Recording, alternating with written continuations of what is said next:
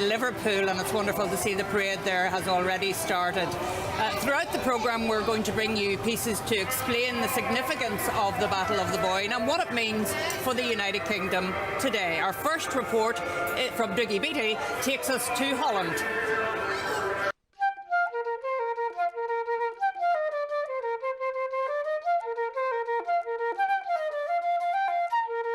The Glorious Revolution really is the most pivotal moment in our history within the British Isles. It creates a new constitutional settlement, and it has many layers to it as part of a wider European conflict to the balance of power of Europe.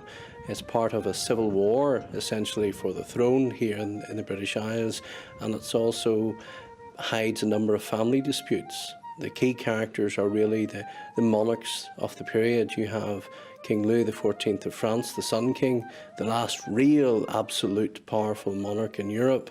And on the other side, you have William, Prince of Orange, who's his main adversary in Europe.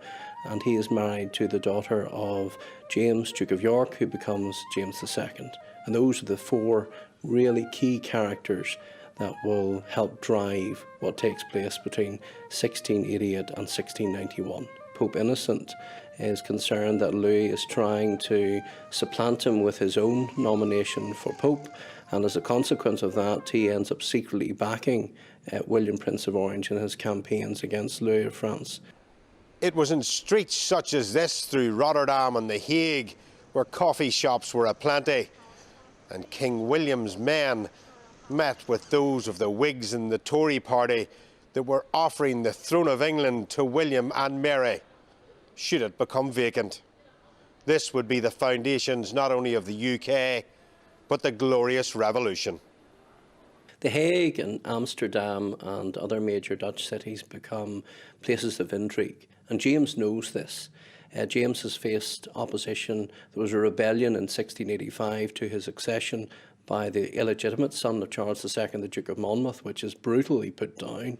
And there are discussions with advisors to William's court about the prospect that if James, through his, if you like, arbitrary expansion of monarchical power, oversteps the mark and breaks the contract between government and the people, then he could be removed. And if that were to happen, would William, Prince of Orange, come and be the liberator, essentially, of the British Isles? William will arrive in Brixham in the Torbay area of England. There's a huge fear at the time that the Navy, which remains loyal to James II, will actually go out and face down the Dutch as William is trying to land. But it's seen as very providential, and the evangelical Protestant press painted as such afterwards that the weather changes. And he lands in Torbay and at Brixham and comes ashore, and indeed he has equipped to one of those exiled sort of soldier clerics that had been with him, a man called Dr. Burnet from Scotland, and he quips to him, well, Dr. Burnet, what do you think of predestination now? So effectively the weather turning allows the Dutch to arrive without a battle with the English. The Royal Navy is kept in port. William lands. He marches slowly towards London, gathering support, and essentially the country rises. James's advisors, James's military leaders all melt away, including the very significant John Churchill, later, of course, of Blenheim fame. And as a consequence of that, James's cause falls apart and he's forced to flee.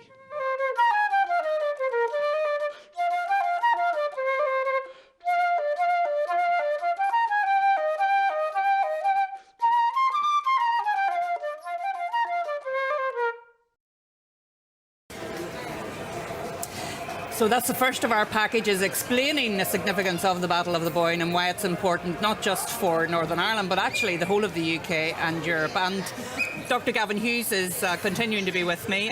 Gavin, it was lovely to see that parade in Liverpool earlier, wasn't it? It was, absolutely. And of course the interesting thing about the Liverpool parade is it has certain features which we won't see here today. We saw some of the pipe bands and the kilts on display. We will not necessarily see pipe bands because this is mainly a flute melody parade. But we do have lots of Scots bands on display today.